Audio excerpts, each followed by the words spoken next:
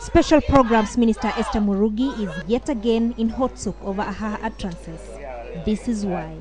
In Cuba, when the President Fidel Castro was still very strong, anybody who was tested with HIV and AIDS was actually locked somewhere.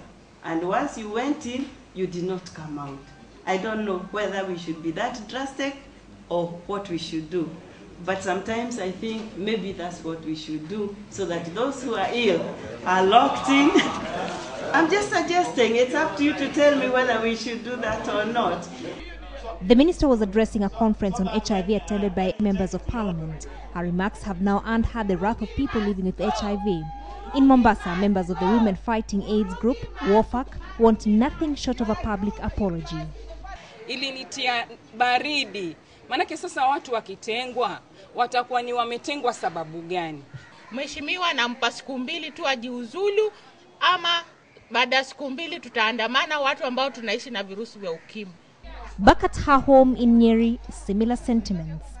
The national coordinator of the network of people living with HIV in Kenya, NEFAC, Nelson Otuoma, says he has written a protest letter to the minister. Sasa ni haja gani uende upimwe wakati umejua hali yako? Waziri anasema utafungwa, uwekwe mahali mpaka ukae mpaka ukufe. In September last year, Murugi stirred controversy again by asking for acceptance for homosexuals. Tumekuwa tukipigana na unyanyapaa miaka zote hizi. Kwa nini anaturudisha kule kwa kustigmatize watu?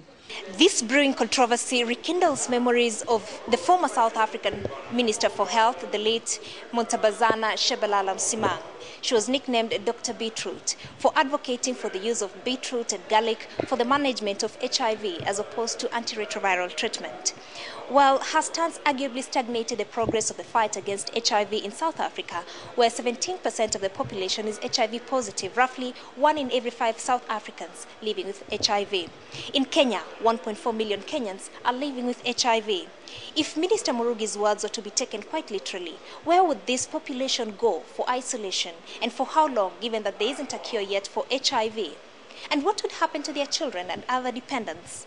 And in a worst-case scenario, would this mean extermination of entire families in some instances?